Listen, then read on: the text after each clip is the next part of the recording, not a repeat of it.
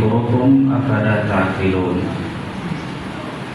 হুফাজুল কোরআন foundation Bangladesh এর সিলেট বিভাগের committee কর্তৃক আয়োজিত 12 দিন ব্যাপী হিফজ শিক্ষক প্রশিক্ষণ কোর্সের আজকে দ্বিতীয় দিন।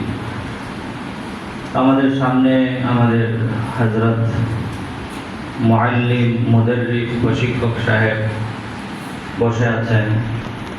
তিনি অনেক লম্বা সময় আপনাদেরকে প্রশিক্ষণ দিয়েছেন। তো এখানে তিনি আমাদের মেহমান এবং আপনারাও আমাদের মেহমান।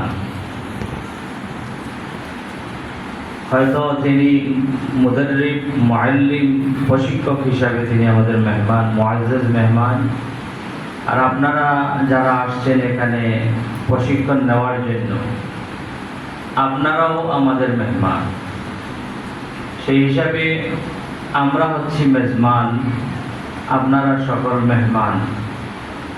আমাদের যাতে মেহমানদারি করতে সুবিধা হয়, আপনাদের হক যাতে আমরা সঠিকভাবে আদায় করতে পারি, আপনাদেরও সহযোগিতার দরকার আছে নাকি না, কি বলেন?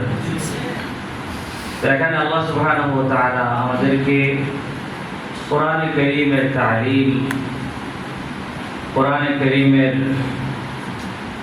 তাদরীব এর উদ্দেশ্যে একত্রিত হওয়ার তৌফিক দিয়েছেন।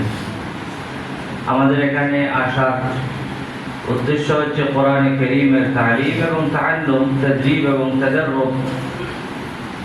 সুতরাং কোরআনে কারীমের তালিম, তাআল্লুম, তাদরীব, তাদাররুবকে কেন্দ্র করে এখানে আসাটা আমাদের জন্য বহুত বড় একটা সৌভাগ্যের বিষয়।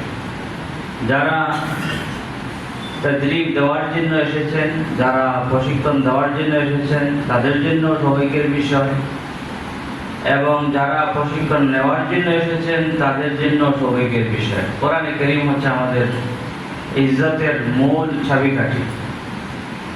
কোরআনে কারীম সম্পর্কে আল্লাহ সুবহানাহু ওয়া তাআলা বলেছেন, লাকাদ আনজালনা ইলাইকুম কিতাবান ফীহি যিকরুকুম আই ইজ্জুকুম।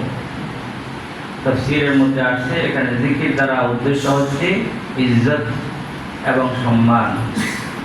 তোমাদের প্রতি এমন এক কিতাব নাজিল করেছি যে কিতাবের মধ্যে রয়েছে তোমাদের সম্মান, ইজ্জত। আফালা তা'কিলুন, তোমরা কিতাব বুঝো না?